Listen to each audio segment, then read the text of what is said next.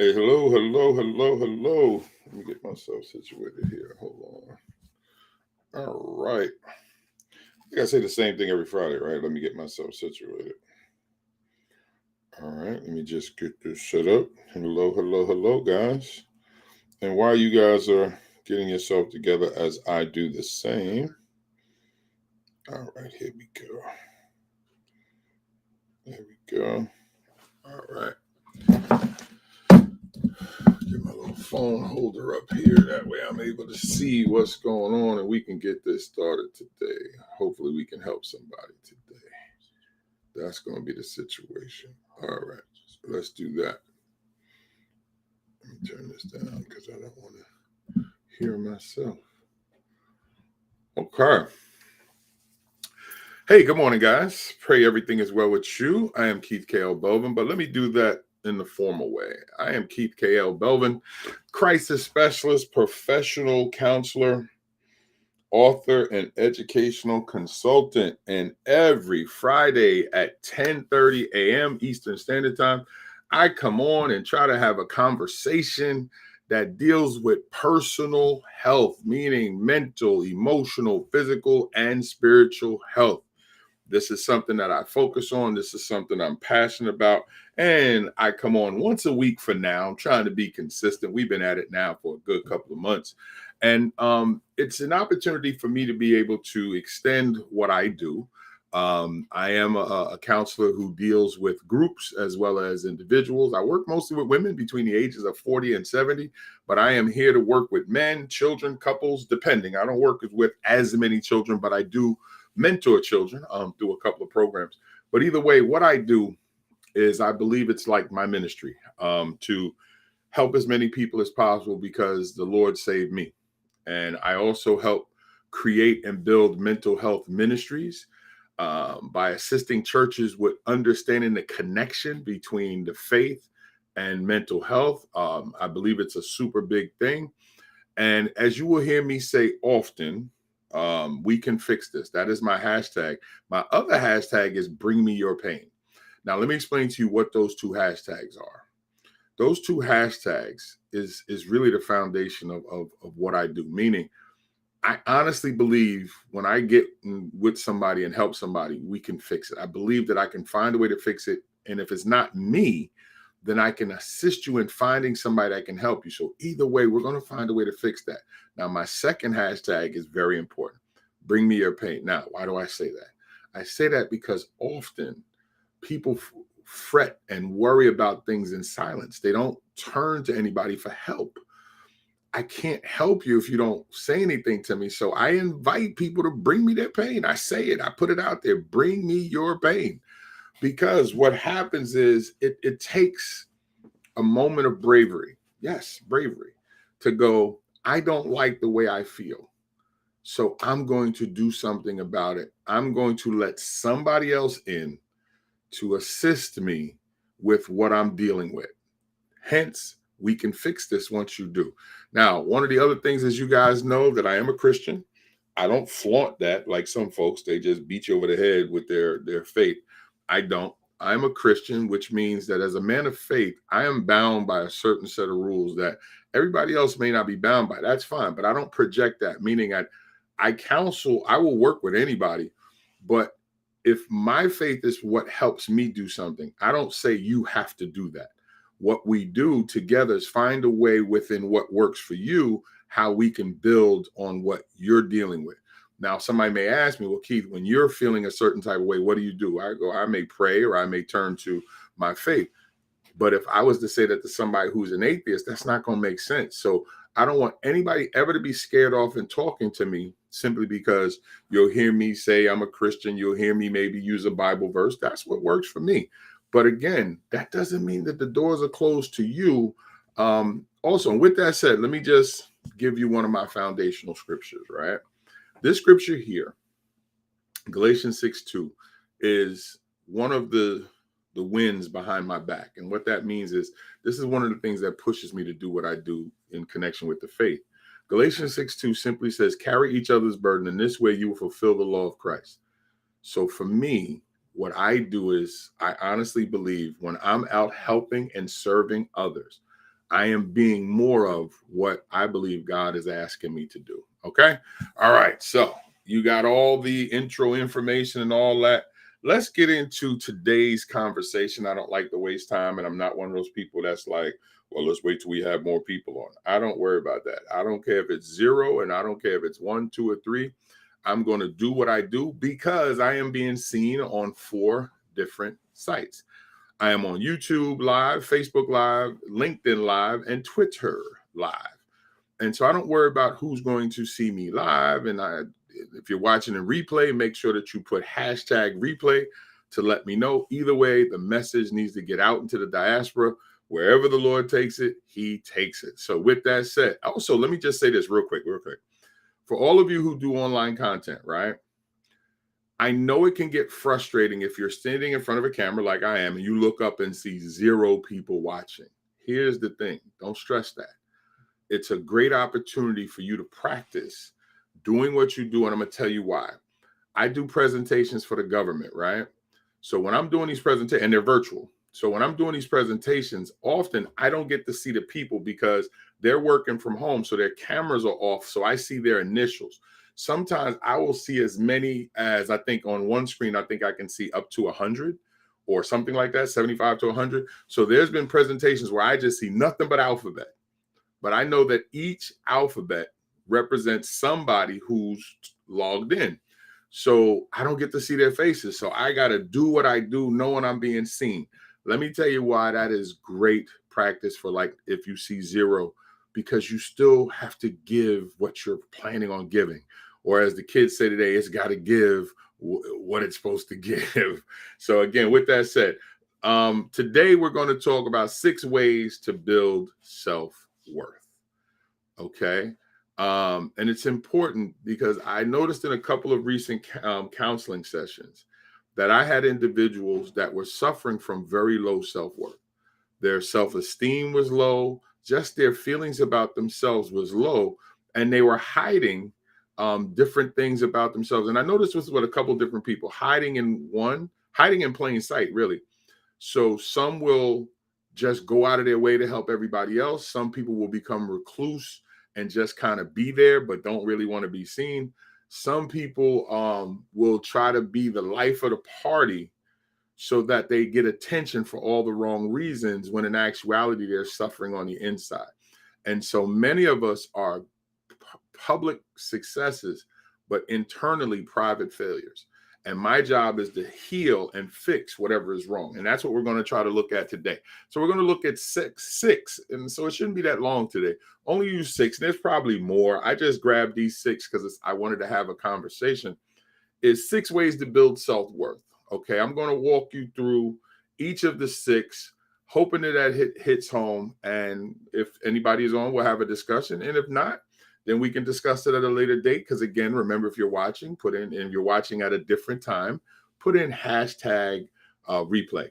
Real quick, another quick announcement. I am finishing my book, From Gigolo to Jesus, 10 Steps in Creating Personal Transformation, Personal Growth and Spiritual Transformation, because it is also going to be a course that is connected to that. So I am building on both of those because, as you guys know, I am working with different churches to help build their ministry. So I want to be able to create products and courses that will be able to help folks who are looking to get assistance in just being better them. Because as you guys know, I once was horrible as a man, and I had to learn to become a different man. And I am trying to put some of those tips and secrets inside the book. Okay, let's go to number 1 of the 6 ways to build self-worth. Okay. All right, here we go. Number 1. Where is it? Okay, there we go. All right, here we go. Number 1. Recognize what you're good at. We're all good at something. Now that's foundational, because often I'll see and hear people say, Keith, I'm no good. No good at what? Nothing. I can't do anything well. I've had people say that. And I go, are you crazy? One, no, don't speak that death into yourself.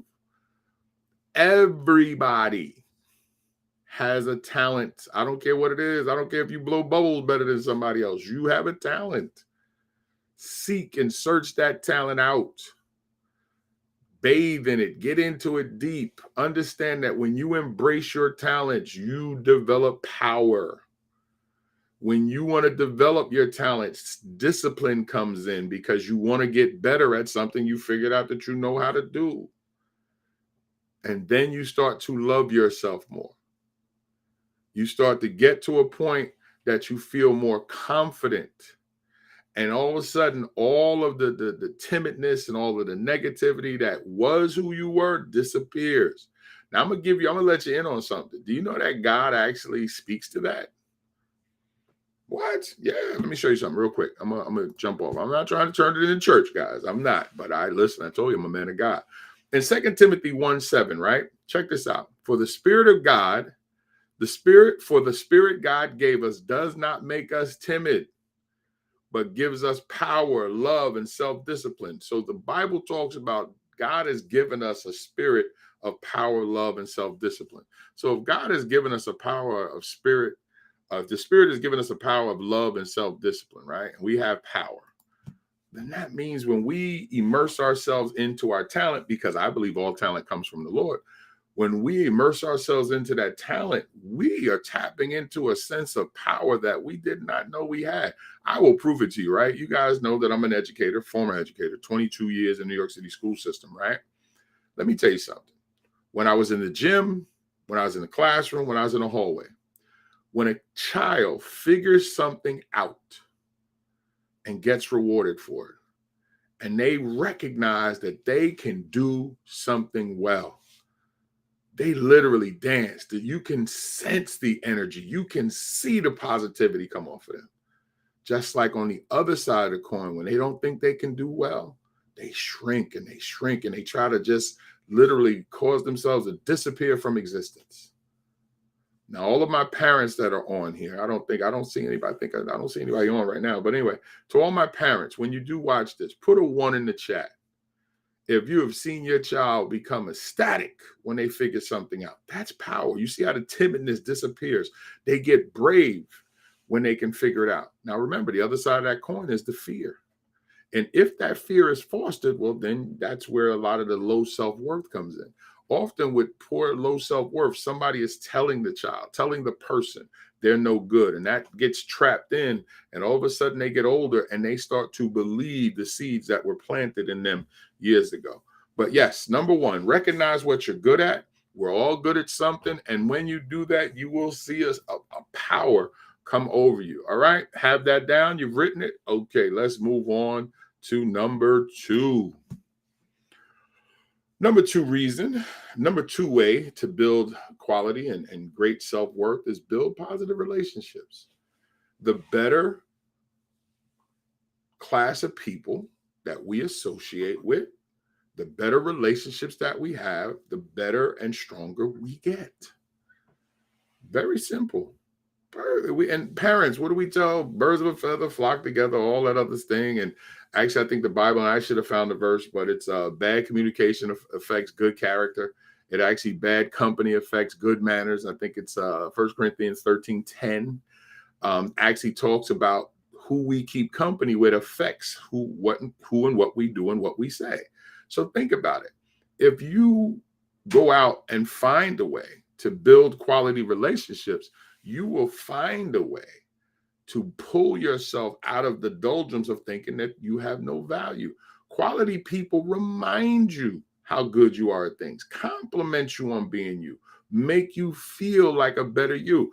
Understand this. This is what opens up the doors to young adults going towards and getting into gangs. They like the association that comes and the love, even though it may be fake love, that comes from being part of a gang. They have pageantry, they have colors, they have everything. That is why I remember doing an in-service years ago, and we were looking at kids who were getting jumped into gangs. And I remember one of the educators said, why would any child allow themselves to get beat up to be part of something? That's just stupid. And I said, no, ma'am, it is not. And it shows me that you do not understand urban children, or you do not understand how powerful even fake love is. And I said to her, Here's what you're not paying attention to. And I asked the gentleman to rewind the clip. And after the beating, after everybody jumps this child in, I said, now watch right here. They all give that child love. They say, now you're part of us. You're one of us. You made it through. And now that is why the child stood in there. That is why the child allowed themselves to get assaulted, because they wanted the love that comes after that. They wanted the camaraderie. They wanted the belonging of that. Often we look at the action and we don't look at what the end of that reaction is. So if you want to build positive self-worth in yourself, connect to positive people. We are as strong as the people that we hang out with. Often we're affected by negative folks and we allow their negativity to drift inside us and we diminish ourselves. No. Look up and find yourself quality groups. And you may go, Keith, how do I do that? Get into the hobbies and the things that you like. I'm into bowling, getting ready to go away for the weekend to go to a bowling tournament. When I looked at the list of all the people bowling, there's at least 10 to 12 people who I know, who I've had relationship with. Cool. Plus, I'm going I'm going with my wife, but a couple other members from my team will be there. So we get to talk and we get the chance, we'll hang out and maybe even grab something to eat if we can. But the idea is that I know I'm going to see familiar faces. So by getting involved in something that I like, it had led me to connect with other people, join organizations or teams, which then allows me to meet other people. It's all secular. And if the more you get in and the more that you get involved, the more that you can open up yourself to be able to create positive relationships. All right. Number 3, habits to building self-worth. And before I continue, allow me to just reintroduce myself. I am Keith K.L. Belvin, crisis specialist, professional counselor, author, educational consultant. And every Friday from 10:30 to whatever time I finish, I come on and try to help build positive mental and emotional health, physical and spiritual health in the individuals that I work with or who see me. And this is what I do. So welcome. And again, I'm here every Friday at 10:30. Okay, number 3, the third way to help build quality self-worth. Be kind to yourself. Oh my gosh, this is a big one. Do you know how many people that I work with that in the midst of a counseling session will literally beat themselves up? In the middle of a counseling session, I will have people who will insult themselves and treat themselves like trash. And I go, no, stop that. Don't speak that death into yourself. You're not that. We're the sum of our positives and our negatives. But often because our negatives hurt so bad, we believe that we are the products of our mistakes. No, we're the products of all our decisions. Don't breathe death into yourself by saying, I'm stupid and I'm not attractive and nobody loves me and everybody hates me. No, you haven't met everybody. Yeah, some of the people that you've associated with did not like you, but not everybody. And don't tell me you're not cute. Don't tell me that you don't look good. Don't tell me that nobody loves you. You just haven't met the person who's going to shower you with love. It takes time. But it also takes you understanding you and loving you and being kind to yourself, respecting yourself. Now, this is the other side of the gang situation. We have jumped in, as you heard me say, but we also have sexed in. We have young ladies to get into the gang will sleep with every young man that the gang leader says she has to. So people will criticize the young lady a little fast. She out here doing whatever. And that's what a lot of people do. It's ridiculous.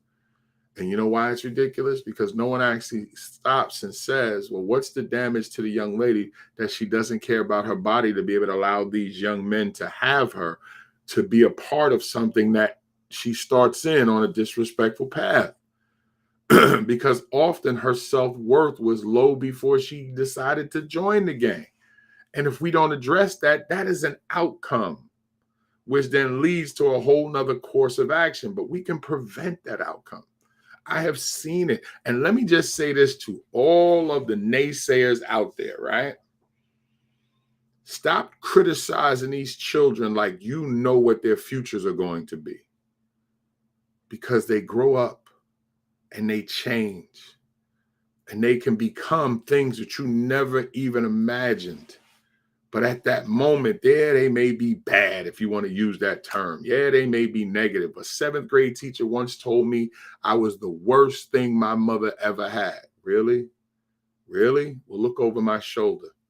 You see those degrees and proclamations? Am I really that bad?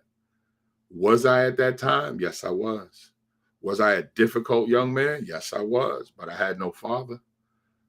At that time, I was living in the inner city with two women trying to raise me, a mother and a grandmother trying to do the best they can in the hood.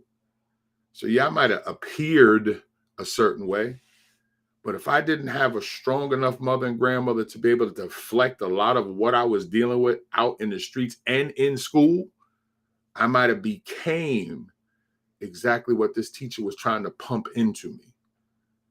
Be mindful of what you say to somebody. Be mindful, especially children. Be mindful of what you pour out to somebody, like you know what's going to happen in someone's life. Don't do that. And to anybody watching me right now, be kind to yourself. Hell, be borderline arrogant if you need to be. I am. I am and have been. That's what got me in so much trouble, is I was kind to myself, but then I started to be a little arrogant and narcissistic. And I had to learn to dial that back. But I was kind to myself. But there's many a nights that I wasn't. Many years that I wasn't kind to myself. And in turns, I hurt not only myself, I hurt the people around me. So if you want to build your self-worth, number 3, be kind to yourself. Love yourself. Okay? All right. Number 4 on the 6 ways to build self-worth. And if you have missed the list, I'll go back over it at the end.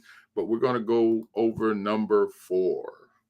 Learn to be assertive. Woo, Lord. Big one right here. Your no's should be your no's and your yeses should be your yes. Bible talks that. Let your no be no. But be assertive. Don't let people punk you, as my mother would say to me. Don't you let nobody punk you. And my mother's like, if you got to fight, fight. Now, I'm not advocating violence. Let me just say that. But if you have to defend yourself, get it shaken. Yeah. If you got to defend yourself, get it shaken. But I would say try to use intellect first. But be assertive.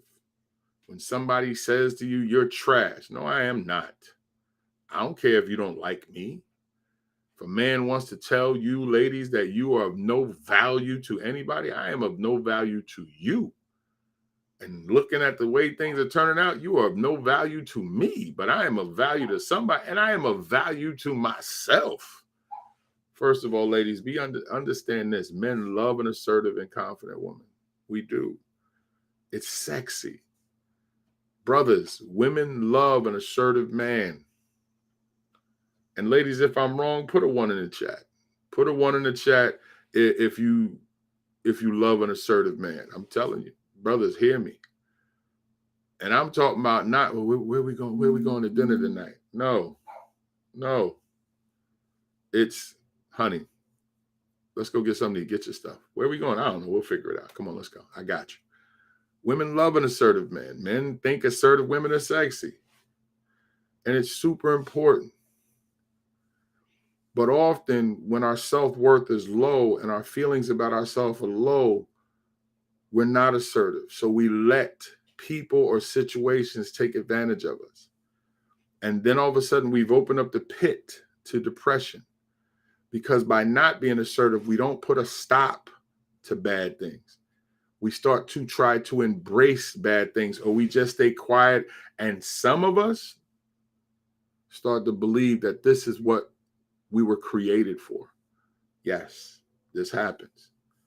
Some of us, because of our lack of assertion, will literally start to say, well, maybe I was born to be treated like this by men. Maybe I was born to be treated like this by women. Maybe I was just meant to be alone. You are not. We're social creatures. Yes, there are times we need to be alone. Yes, it happens. Sometimes I just don't be bothered. I come in my office and close my door. But I'm a social individual, and all of us are social. Even our introverts, we still like the company of somebody, even if it's a pet. But please understand, be assertive. Okay, let's go on to number 5. And this connects to number 4 in a big way. Could even be part of number 4, but I separated it. And I'll explain why. Start saying no. So yes, you need to be assertive, but assertive in what you like, don't like, whatever. But number 5, no. Shortest sentence in the dictionary. No. Hey, Keith, could you? No. Hey, Keith, would you like to go? No. Hey, Keith, I really want you. Could you? No. Because if I don't want to do something, this is what assertiveness looks like. Start saying no to things that is not healthy to you, beneficial to you, profitable to you, or that you even want. I service a lot of people. I am here for people when they need me. I got a call, yesterday, early in the morning, 7:30.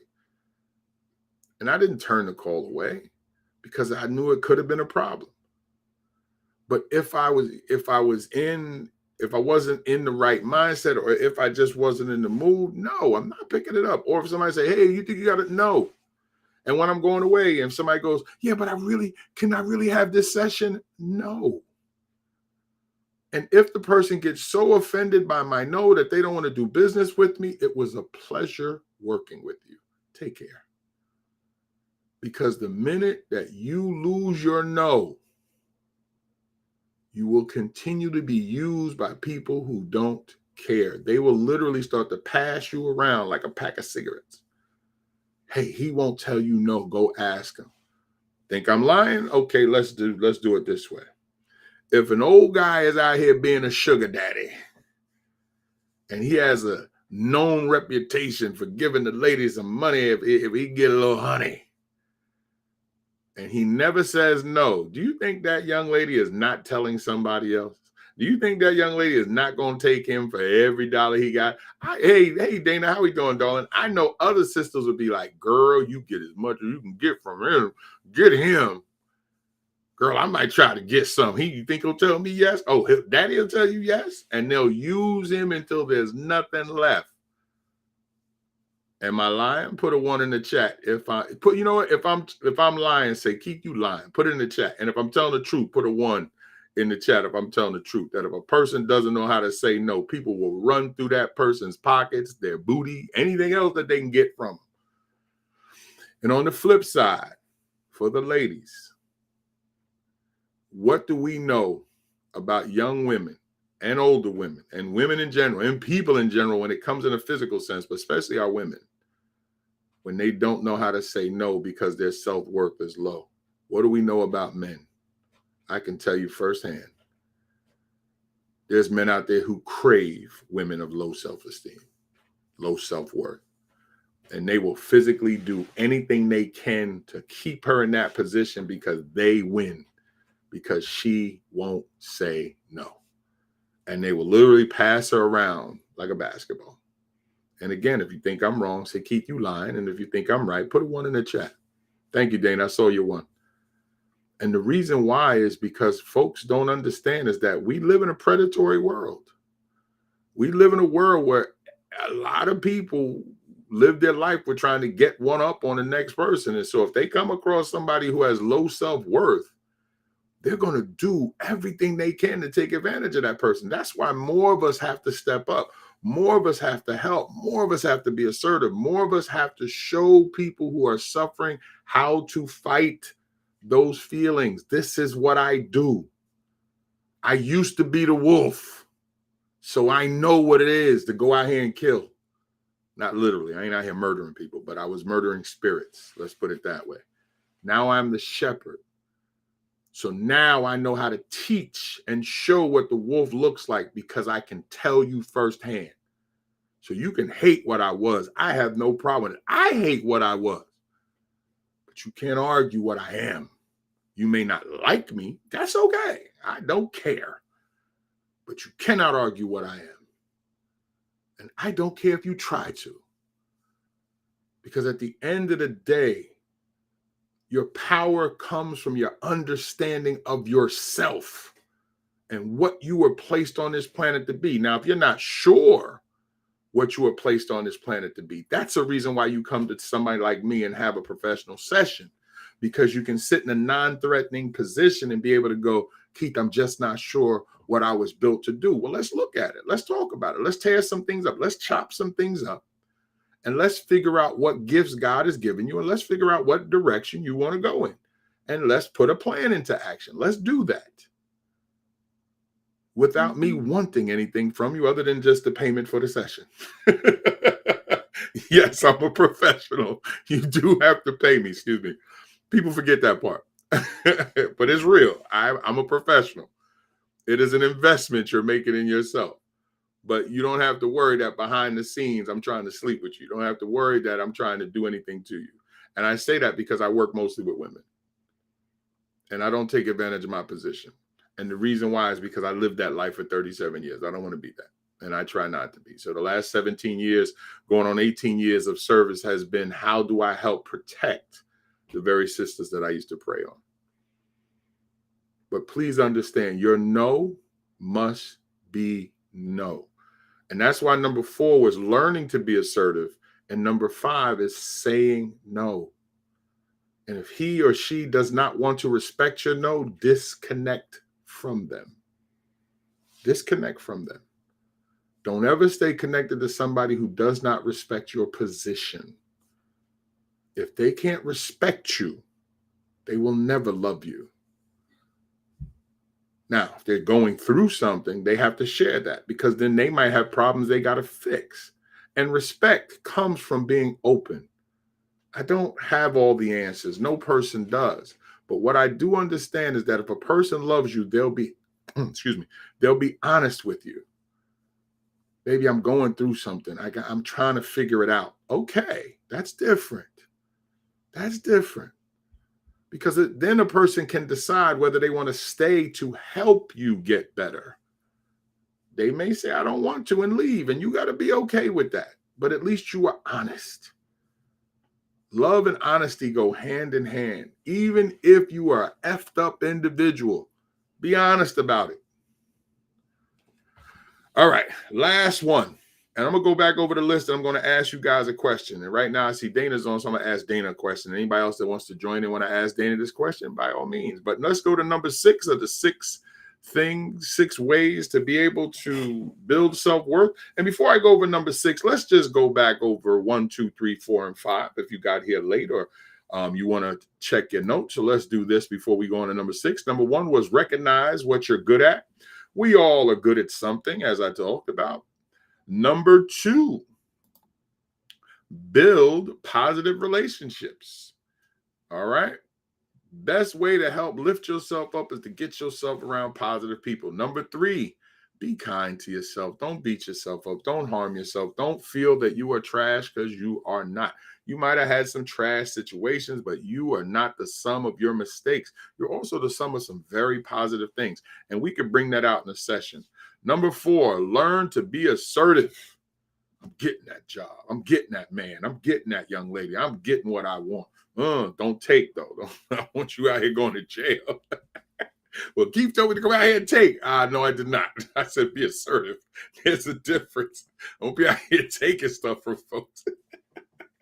I don't want you to become no criminal. We're not doing that. All right.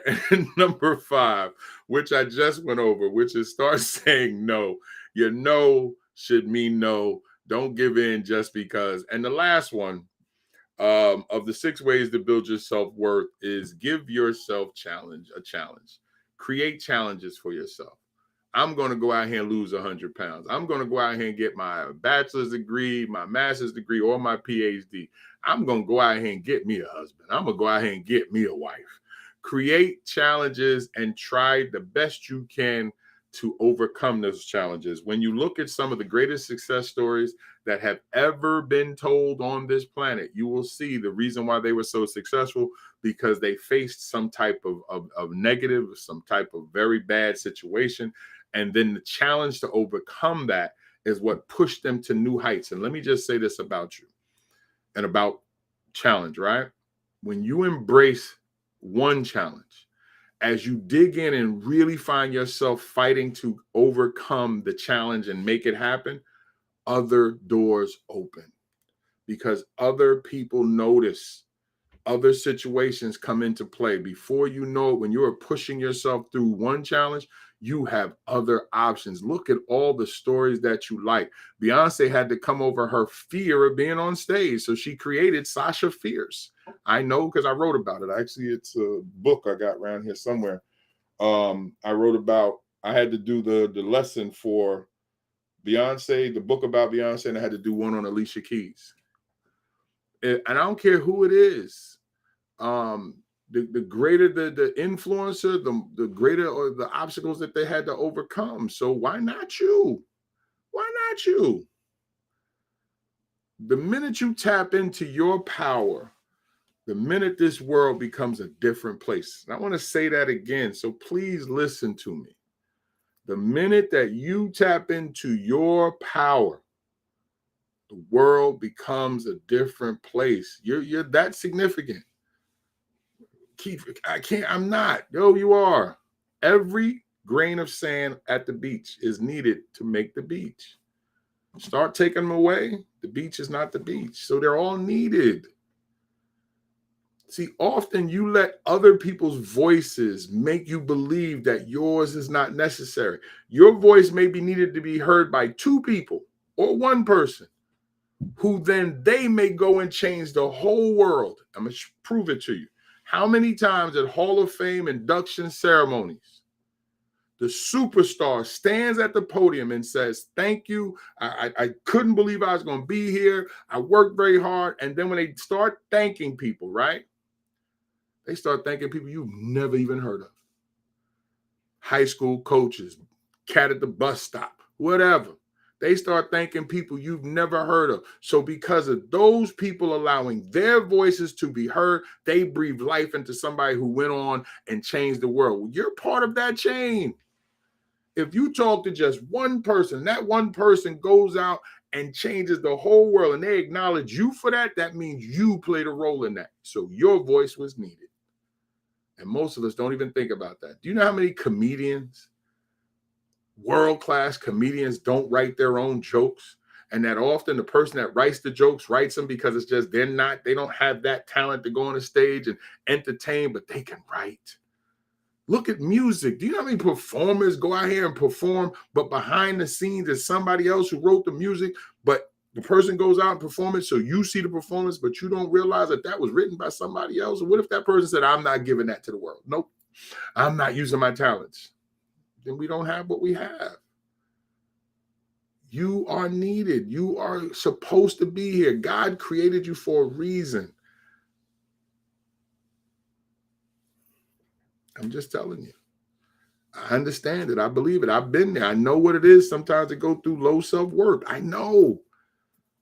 And on certain levels, it turns into imposter syndrome, but I'll get into that another day. Here's my question to you guys. Please put it in the chat. Put your answer in the chat.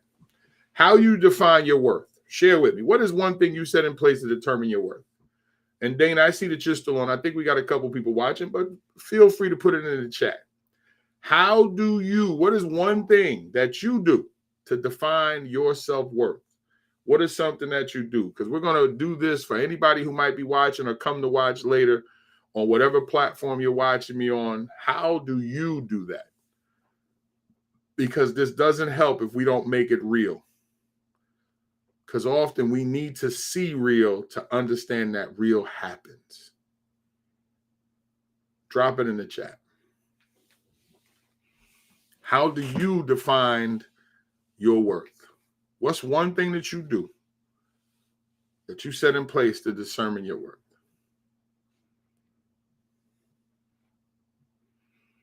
And I'll share with you mine. I have to remind myself that I'm as smart as any of the people that I'm watching. They just are doing things that I'm not doing right now.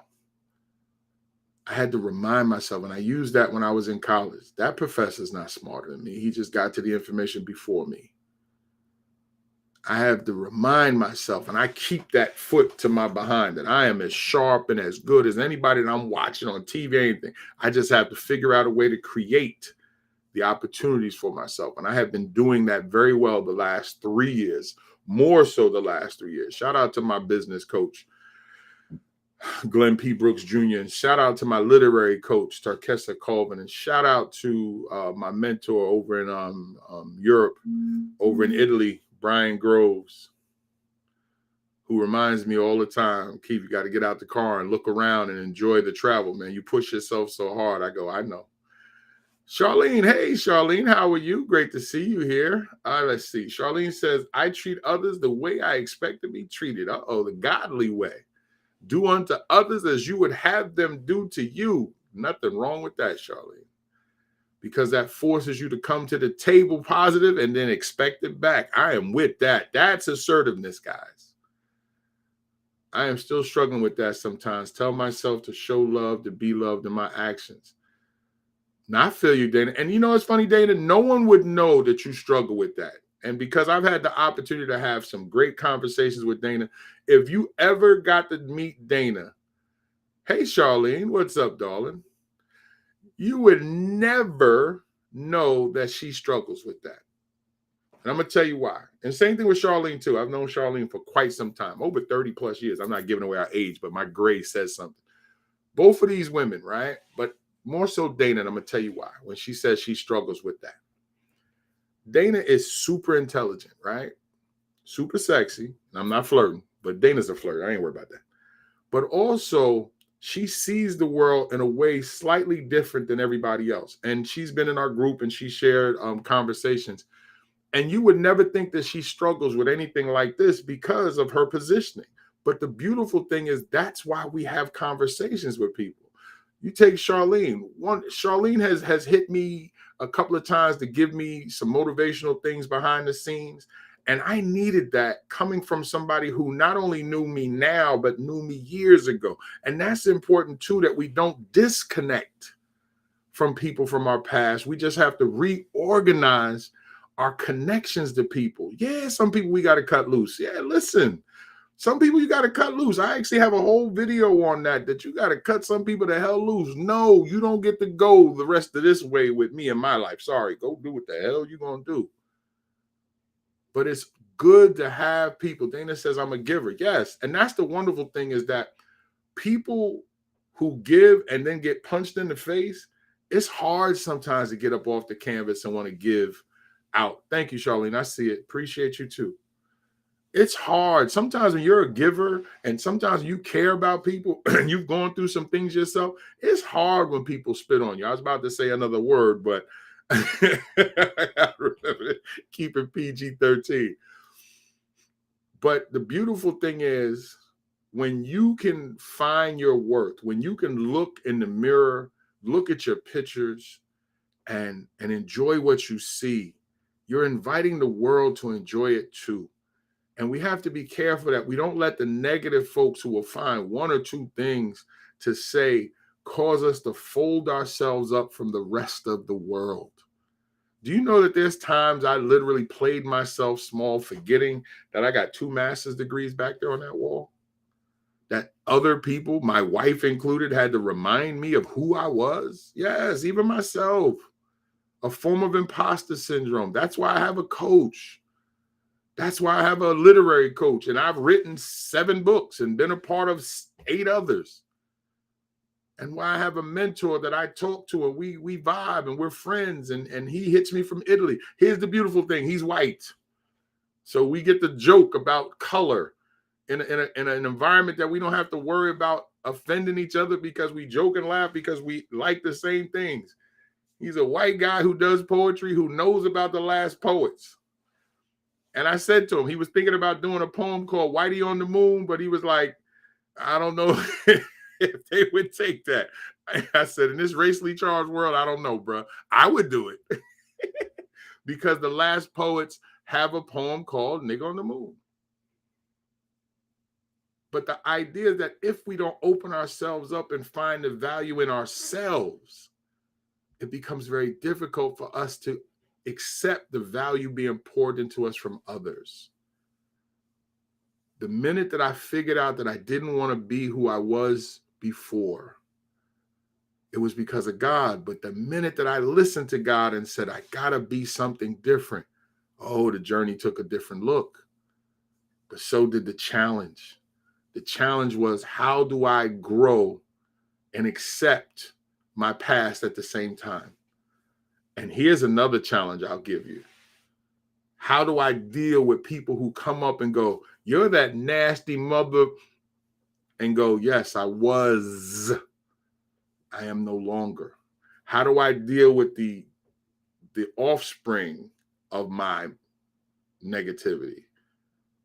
How do I deal with the things that I birthed? And I'm talking about emotional. I'm not talking about my children, because that's a whole different thing.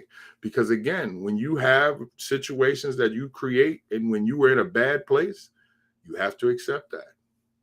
I haven't found a mentor yet, so I decided to be my own mentor because I know somebody is always watching. That is great, but I want you to keep searching for that mentor, Dana, and I'm going to tell you why. Having somebody outside of yourself is needed, because it's like the situation where a doctor can't treat themselves, a lawyer can't defend themselves, so you should not be your own mentor. You should be your own motivator, but find somebody who you can get with and get at their feet and just be able to pour out without any risk of anything, and let them pour back in. It's needed. It's needed when we have somebody that we can turn to. And often the person is probably already in your circles if you've expanded your circles. And I know that you have a lot of circles you're traveling in, but sometimes you may have to ask somebody, can I work with you? My mentor basically found me. I struggle understanding that in the dating world, when men think chivalry is dead or that I expect too much. That's a tough one, Charlene, because unfortunately, the way the world is today, chivalry seems to get the punch in the face, and a lot of men are out here not sure what to be, because we do run into sisters that seem to get offended when you try to practice chivalry. Believe it or not. I held the door open for a sister. She walked right past me. I didn't get offended, but a part of me is like, so you're not. And then I said, let me get that for you. And then another time I had sister was walking almost shoulder to shoulder with me. I said, let me get that door for you, sister. She said, I can get a door. I don't need nobody get no door for me. I held my hands up and said, I'm sorry. I was just trying to be a gentleman. She said, I don't need no damn gentleman. And I wasn't going to argue or say anything because I don't know what was going on with her. It's not my place. I just know that we're in a world that a lot of pain has replaced what should be happiness. The only thing I can tell, especially all of you ladies that are out here dating, and again, I work with mostly women, as long as you're good with you, that man will find you. Or that woman. It is 2022. I'm just saying. We do have to be respectful of gender choices. And no, you should not. You should never dilute yourself. One, they don't know your history.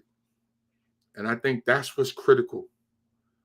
You know your history. You know what it took for you to be right here where you are. And because I know that history, you should never even consider diluting yourself when you think about where we came from back in the 1980s.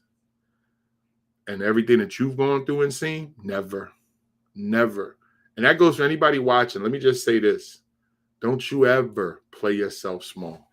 Don't you ever become something different because it'll make somebody else feel good. Don't ever do that.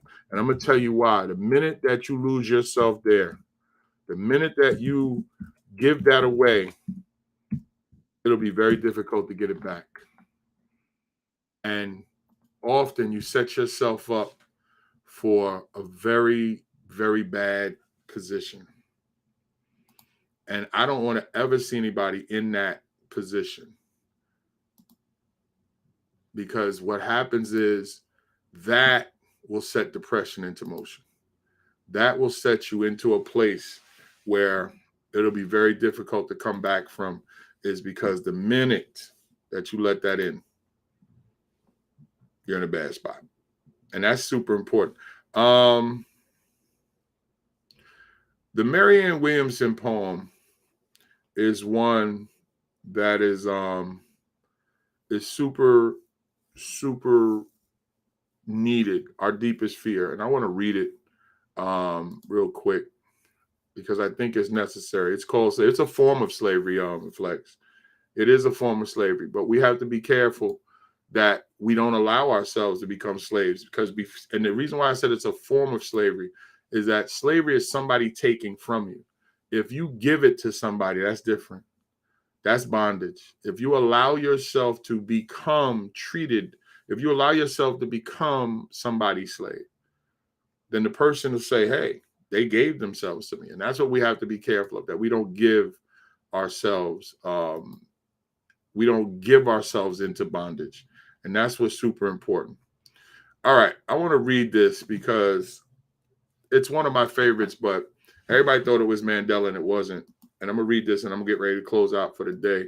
It's Marianne Williamson's Our Deepest Fear. And it is important because in my counseling sessions, I think like this when trying to help people find themselves. So our deepest fear is not that we are inadequate. Our deepest fear is that we are powerful beyond measure. It is our light, not our darkness, that most frightens us. And I think that's so critical. And this is actually speaking to imposter syndrome. And I'm going to start it over again. But this is actually speaking to imposter syndrome, or low self-worth and low self-value. Is that often we're fearful of what we can become, that we allow the thing that we are to overtake what we can be. And this is why it speaks to why we dilute the God in us. We're not God and goddesses anymore, because we've diluted ourselves into thinking that we can't be on a grandiose scale because of other people. But let me start this over without interruption. I'm sorry. Our deepest fear is not that we are inadequate. Our deepest fear is that we are powerful beyond measure. It is our light, not our darkness, that most frightens us. We ask ourselves, who am I to be brilliant, gorgeous, talented, fabulous? Actually, who are you not to be? You are a child of God. Your playing small does not serve the world. There's nothing enlightened about shrinking so that other people will feel insecure around you. We are all meant to shine as children do. We were born to make manifest the glory of God that is within us. It is not just in some of us, it is in everyone. And when we let our light shine, we unconsciously give others permission to do the same. As we are liberated from our fear, our presence automatically liberates others. And let me tell you something. When you go back and read that poem, Marianne Williamson is a Christian. I've followed some of her work. Marianne Williamson has never shied away from her positioning with God. She even says if there was more love and more God in the world, we would be better. And she's right. She doesn't get taken serious because often she's a white woman who seems to respect Black people, and they kind of bug out with, I don't get into all of that. But her words ring true. That often we're scared of becoming what we were created to be, because many of us are scared of what that would look like. Many of us are scared to be successful. Yes, there's a fear of success. Don't get it twisted. And how we feel about ourselves says something to that. Often we will let our past mistakes cause us not to want to achieve in the future. It won't work. Why? Well, it never worked before. So you know the future? Keith, I'm telling you, it won't work. I can't. Ain't no man want me. Why would you say that? Didn't men want you before? But look what they did to me. Yeah, but they wanted you though. But you're smarter now. Nah, but look, if I get with a man now, he's going to do the same thing. Nah, Keith, look how she treated me before. That was her. That doesn't mean the new woman is going to do that. Nah, they're all the same, man. Nah, all these women are like that. They're not. And we become the very children that we're trying to raise. So Dana, yes, find a mentor. Charlene, don't dilute yourself. And Flex, I ain't never got to worry about you becoming nobody's slave. But understand this, guys, and it's super important.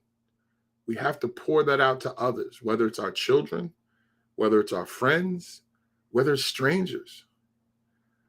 There's a lot of times I stop and ask a stranger, you okay?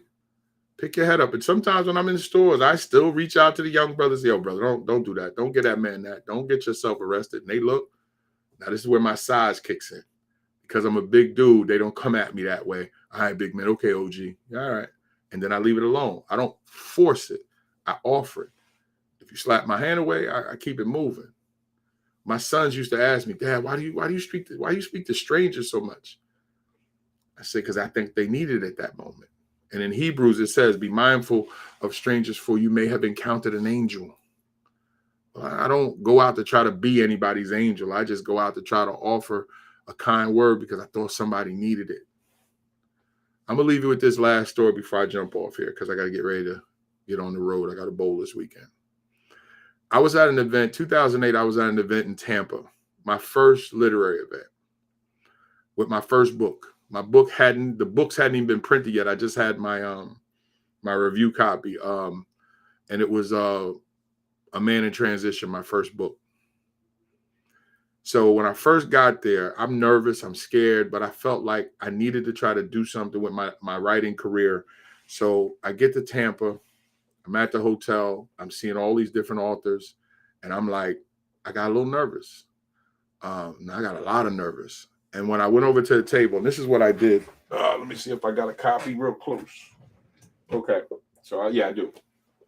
Okay. So here's my book, right? Now, this is the book I had with me, Man in Transition, my very first book, right? So what I did was when I got there was a woman setting up for later on that evening because I got there Friday morning. So she was setting up for what was going on Friday. And, I introduced myself, said hello and everything. So I'm looking.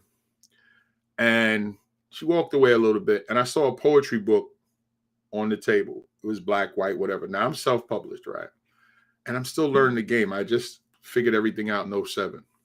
So I took my book and I put it next to, and this is my book as well, but this ain't the book. I put it next to the poetry book, right? Like this. And I said, okay, they're the same size. And I turned his book over and I looked and I turned my book over and I said, okay, ain't nothing really different. And then I looked and I realized that the quality of my book seemed to be a little bit better than the quality of the book I was looking at. So I felt pretty good about myself. Okay. So I go on up, get myself situated, but I had all my promotional materials. Okay. So I come downstairs and I'm now socializing and networking and everything. And I go to the different workshops, whatever. Okay. Saturday afternoon, the next day, I'm sitting down with a brother. We're talking and we're just chopping it up. And he's telling me he's a poet. And I'm like, okay, cool. And he was telling me that, he's down here. He's a part of the staff and he comes every year. And he's been a part of this for about 5-6 years. I think it was the Black Writers Conference, I think it was called. And as we're chopping it up, I'm telling him I'm a poet. Da, da, da, da. He said, really? And, we're kicking it. He said, I like the way you flow. Let me give you a copy of my book. He pulls out his book. And whose book is it? The same book that I had measured my book when I first came there. He signed it for me, gave it to me, and he said, yo, keep doing what you do, brother. You're going to be very good at this. And I was like, and that's when I knew God was speaking to me. And me and the brother stayed cool. Actually, Greg Alexander, I think is his name. I haven't talked to him in a while. Alexandria. And I haven't talked to him in a while. But here's why I'm saying you don't hide or you have to pour into people. I remember I was sitting there talking to him and he introduced me to a sister from Houston. I think Aletta Wilson is her name, another author. And a sister who sells bookmarks, a woman picked up a bookmark and it said, to become the butterfly that God created you to be, you have to let the caterpillar that you are die. And she broke down and started crying. And the woman who sells the bookmarks was asking her, what's wrong? She said, I so identify with that caterpillar. And the woman at who sells the bookmarks knew me and said, you should go talk to KL. And she said, who's KL? She said, the big brother right there. And I'm talking, and she comes over and says, excuse me, are you KL? I said, yes. And she said, well, the lady over there that sells the bookmarks said I should come and talk to you. I said, okay, what's up? And she showed me the bookmark and she said, I know this is going to sound crazy, but I feel like this sometimes. And I looked at the bookmark and I saw what it said. And I said, why? Beautiful statuette sister, about 6 foot with heels on, 6'1", gorgeous. If I wasn't married, let me tell you something. But anyway, that's another story for another day. And we're standing there next to each other and we're talking. And I see she was getting emotional. And I said, but why do you feel like the caterpillar? You're beautiful. And she said, no, I'm not. I said, no, you are. I said, I'm telling you the truth. You are. And I'm not saying it just to say it. And then a guy came over and said, hey, guys, let me take some pictures for the event. And she said, no, I don't take pictures. I said, whoa, why not? And she said, I don't take good pictures. And I said, come on with that. I said, you haven't taken good pictures, but do it for me. I would love to take a picture with you. So she stood next to me. She took the picture. Guy showed us the picture. Came out fantastic. The yellow polo shirt that I was wearing matched her dress. And she looked at it, and she looked at it differently.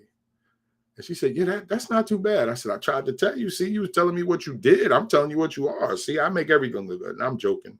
And the guy said, thank you, guys. And then I'm looking at it, and I said, what's your name? And she told me her name. And I said, wait a minute. You're the presenter. I'm coming to your thing in about half an hour. She said, yes.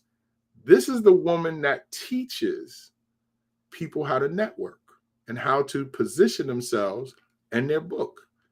And here internally, she's suffering. I went to her workshop. It was tremendous. And when everybody went to hang out Saturday night, I didn't. I remember sitting in that lobby, and I don't know why her pain was on my mind. So I wrote a poem. And I was going to perform it at the poetry event the next day, Sunday. And I said, no, I don't want to write a poem about somebody and not give it to them. So the next day, I saw her and said, hey, I wrote this for you. I'm going to give it to you because I was going to perform it, but I'd rather give it to you. And when she started reading it, the other sister, Sister Wilson, who was there the day before, had came over, was hanging out with us. As she's reading it, tears are coming down her face. So then she stopped reading it. I said, well, can I read it? And I read it. And the other sister started crying and gave it to her, signed it to her, everything. Okay, fine. Now, to end this the right way. 2009, late 2009. I'm here on Facebook and I'm floating around and doing whatever. And I saw, you know how it says friends that you might know. And I saw her picture and I had clicked on it. And I had just reached out. I said, hey, hello, haven't seen you since 2008. She said, oh my God, I've been looking for you. And I said, what do you mean? And she showed me her office. She sent me pictures to show me her office. She had pictures of herself all over the place. She said, and your poem is up on my wall because, and she wrote a whole piece on Facebook where she said, this man changed my life. Now, let me explain something to you. One of the things that I had written and posted on my wall is that I had said, God, let me write something that changes somebody's life. I asked God for that. And here's a woman that told the world from her professional position that her life changed because of a poem that I wrote. If I play myself small, now this woman is being paid to speak all over the world, but I changed her life. She's no longer with us. She passed from cancer. But I can tell you that playing small serves no picture. And even if I never get to the level that she was on, I was on that level because I helped her be better at being her, which that means her level extended. So my job was to pour into her, which removed a block for her to be more of what God created for her. And that is why when you read Marianne Williamson's poem, we serve no one by playing small. You have no idea what God is going to do with your talents. But if you keep it away because you don't feel you're strong enough or you're not worthy or you're not whatever, you are harming somebody else out there who needs you, who needs to hear your voice, who needs to be in your presence, who needs to be connected to you. So when you pour into them, fireworks. And you might be the person like her that the whole world starts to listen. Only God knows. So I want to say this to everybody watching. Self-worth is a choice.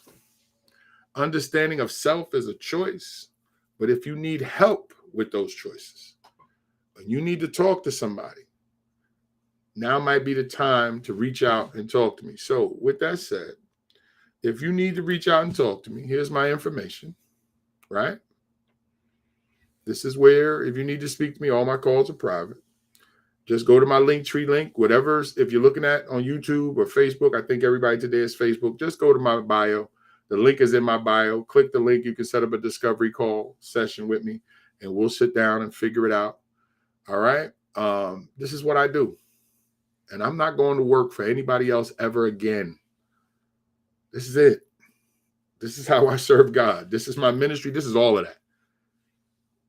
I am going to do what I want to do, the way I want to do it, in the capacity that I want to do it until I die. I'm not going in and punching nobody else's clock for them to tell me how I can talk to other people. Yes, I will follow the rules. Yes, I am ethically correct. But you're not going to tell me how to do what I do. That's why I don't work with insurance companies. I had an insurance company say to me, we noticed in a couple of your notes, you spent a lot of time speaking on religious aspects in the counseling session. Yes, I did. The person was a Christian like myself, and I found that the Christian discussions helped them with what they were dealing with. And they were reluctant in paying me, and even gave me this disclaimer that in the future, we would appreciate it if you did not have these conversations. You know what? I will no longer work with your insurance company. And it is the reason why I do not take insurance. You're not going to silence me if I know that somebody needs that to help them. I'm not doing that. And I'm not going to lie about it either. So I'm self-pay. Yes, does that create an issue for people to pay me? Yes, that is why I create mental health ministries. It is why I go to churches and help churches pay me to help people get help. I'm late getting on to watch the replay, but your touch is on a lot I was just meditating on. Oh, okay, Michelle, appreciate that. And Michelle, all my videos is, if you want to watch all the replays from here, you can go over to YouTube. Everything is there and labeled. So this way you can figure out what it is I'm talking about. So everything, because I'm on YouTube, Facebook, LinkedIn, and Twitter, but everything is saved on YouTube. And you can always go back to YouTube and see all my videos. You can subscribe, but even let you know when I'm going live. So I'm on every Friday, 10:30. So Michelle, you can just go to YouTube, subscribe, and then it'll give you a notification that I'm on. But that's what you do right there. But like I said, what I do is I'm working with 3 churches now. I'm in the process of working with a brother from Texas, and we're about to try to reach out to a couple more churches. But this is something that I'm building. I am getting churches to help pay the difference of what you can't pay for mental health services. So people pay me what they can, church pays the rest. Now you got to be a member of their church, but I'm working on how to create scholarships or create up funding for people who may not be connected to anybody's church but still needs help. I'm working on that aspect as well. So I'm working, but I will not go and work for somebody else who's going to tell me what I can and cannot talk about. Yes, I'm assertive about that. And this is why I have 2 coaches and a mentor, because I need that. And my wife, listen, everything goes through my wife first. I need that balance to be able to be me. Because, yeah, I go through periods of doubt. Listen, Moses had doubt. Even Jesus had doubts. Read the word. Father, take this chalice from me. Take this cup from me. I don't want this. He said, but if it's your will, I'll do it. And even at the end, Father, why have you forsaken me? Didn't say anything. Okay, then I commit my life to you. That's where I'm at with it. So, guys, it has been a pleasure. And remember this. When 2 or more people get together with the understanding that they can fix things, we can fix this. We can fix this. And I got to change that. The this is not there and we can fix. It's supposed to be we can fix this. And of course, I can't do anything until you reach out and decide you need help. So hence, bring me your pain. Flex, appreciate you, brother. Talk to you later. Charlene, as always, keep up the great work. You're looking good, love. I don't know how they not knocking down your door. If they knew what I knew, they need to chase you. You got the credentials and you got it all. Charlene's a beast. And Dana, I know some sexy women. I'm so happy I'm married. It'd be hard trying to chase up you. I'm 55. I couldn't chase nobody. I'm retired. I just sit up in the cheap seats. I need to start learning how to smoke cigars. Just sit up in the cheap seats and watch the game from afar now. Y'all go ahead. I'm good. I'm trying to get the Ozzie Davis and Ruby D status. Waiting on my second Boaz. Oh, yes. Yes, so true. And he's going to come. He's going to come. You're too good of a woman for the Lord not to bless you a second time. Shout out. Yes. I believe that. And I believe it because you've put in all the work and you have been that wife. And I think the Lord will remind you, and I'm not going to get all emotional on here on a Friday, but you have been that wife. And I think the Lord will will reward that because the Lord loves marriage. So I am sure the second Boaz is coming. And it's great to hear you say that.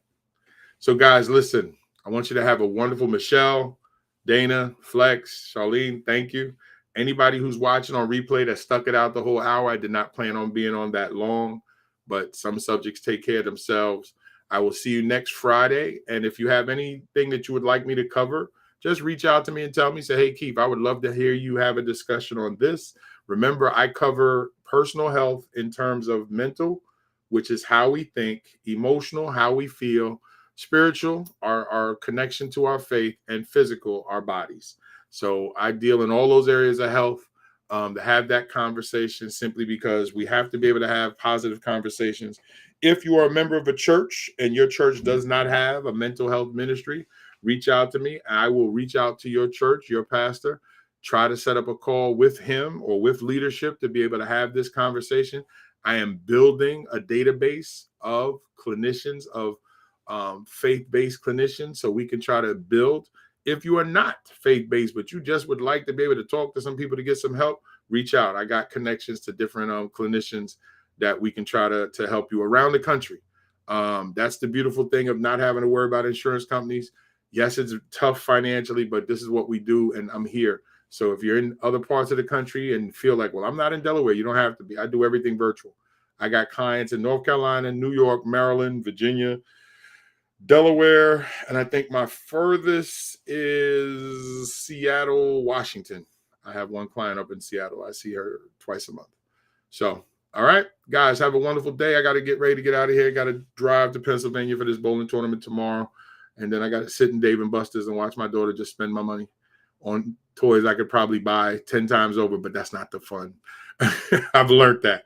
And we're going to see what happens. Hopefully the pool at the hotel is open. I've actually been swimming, something I haven't done in a minute. All right, guys, reach out if you need me. Take care. God bless. I appreciate you and love you. Take it easy.